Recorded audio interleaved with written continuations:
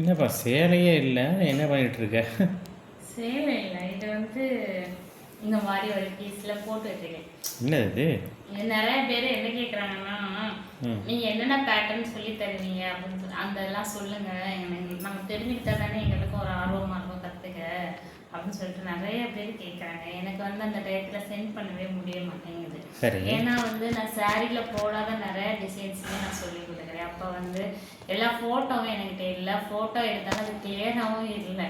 சரி, அவங்கள்ட்ட டேரெக்டாக வந்து காமிச்சலாம் சொல்லிட்டு சின்ன சின்னதாக அதை செஞ்சு சும்மா சாம்பிளுக்கு, ரொம்ப இதாக இல்லை, சாம்பிளுக்கு இந்த மாதிரி செஞ்சு வச்சுட்டோம்னா அவங்களுக்கு காமிக்கிறது கொஞ்சம் ஈஸியாக இருக்கும்.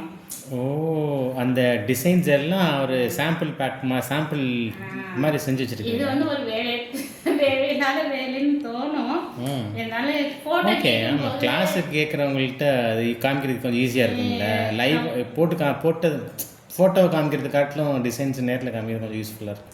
அதனால தான் அவங்கள செலக்ட் பண்ணுறது நல்லா இருக்கும். எனக்கு இந்த டிசைன் சொல்லிக் கொடுங்க, இந்த டிசைன் சொல்லிக் கொடுங்க. அதனால சரி 25 டிசைன்ஸ் நான் போட்டிருக்கேன். 25 டிசைன்ஸ் சொல்லித்தரேன்னு. இப்போ 25ல் வந்து நிறைய பெரிய டிசைன்ஸ்லாம் வரும். இப்போ பேசிக்கில் இருந்தால் ஸ்டார்ட் பண்ணியிருக்கேன். இதில் ஒரு 6 தான் இருக்குது. இன்னும் ஒரு 2-3 தான் சிம்பிளாக இருக்கும். மற்ற எல்லாம் பெரிய டிசைன்ஸ் வந்துடும். எல்லாமே வந்து போட்டு வச்சுட்டினாலும் எனக்கும் ஈஸியாக இருக்கும், அவங்களுக்கும் ஈஸியாக இருக்கும்ல. அதுக்காக இந்த வேலையெல்லாம் செஞ்சு டைம் கிடைக்கும் போது செஞ்சு வைக்கிறது நமக்கு நல்லது. சூப்பர் ஐடியா, நல்ல ஐடியா, நல்ல ஐடியா. உங்களுக்கு கிளாஸ் என்ன கண்டிப்பாக பயோல வாட்ஸ்அப் நம்பர் இருக்குது, ஸ்க்ரீனில் கொடுத்துருக்கேன். நீங்கள் வந்து வேணா கால் பண்ணுங்கள், உங்களுக்கு ரிப்ளை பண்ணுறேன். சரிங்களா?